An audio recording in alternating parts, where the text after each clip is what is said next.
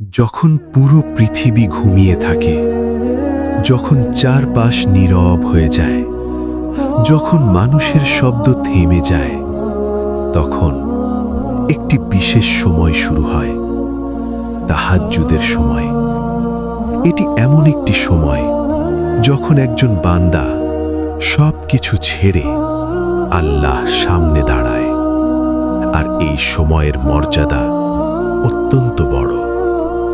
তুমি কি জানো, রাতের শেষ অংশে আল্লাহ তার বান্দাদের ডাকেন।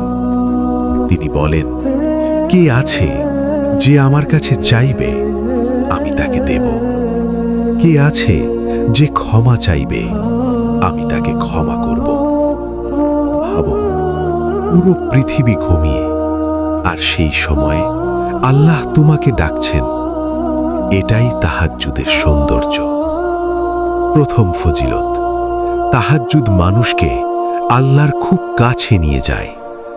দিনের বেলায় আমাদের মন ব্যস্ত থাকে, দুনিয়ার চিন্তা, কাজ, মানুষ সবকিছু মিলে হৃদয় ক্লান্ত হয়ে যায়।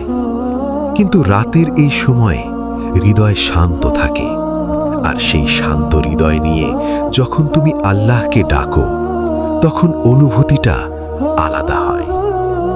দ্বিতীয় ফজিলত, তাহাজ্জুদের দোয়া অত্যন্ত শক্তিশালী। অনেক মানুষ আছে যারা মানুষের কাছে গিয়ে ক্লান্ত, কিন্তু আল্লাহর কাছে যায় না।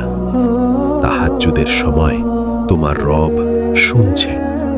তুমি কান্না নিয়ে চাইতে পারো, নিজের কষ্ট বলতে পারো, নিজের গুনাহ স্বীকার করতে পারো, আর তিনি শুনবেন। তৃতীয়, তাহাজ্জুদ হৃদয়কে পরিবর্তন করে। যে মানুষ নিয়মিত তাহাজ্জুদ পড়ে, তার হৃদয় নরম হয়ে যায়, গুনাহ থেকে দূরে থাকতে সহজ হয়, আল্লাহর সাথে সম্পর্ক গভীর হয়।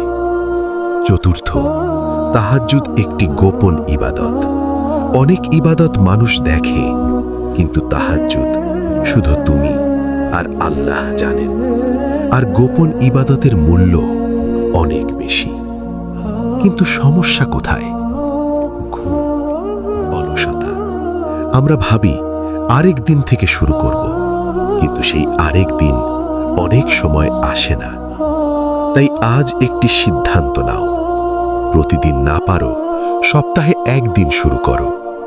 অল্প সময়ের জন্য ওঠো, 2 রাকাত পড়ো, আল্লাহর সাথে কথা বলো।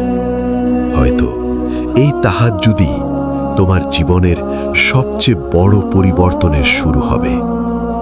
শেষে, হে আল্লাহ, আমাদেরকে তাহাজ্জুদের জন্য ওঠার তৌফিক দিন।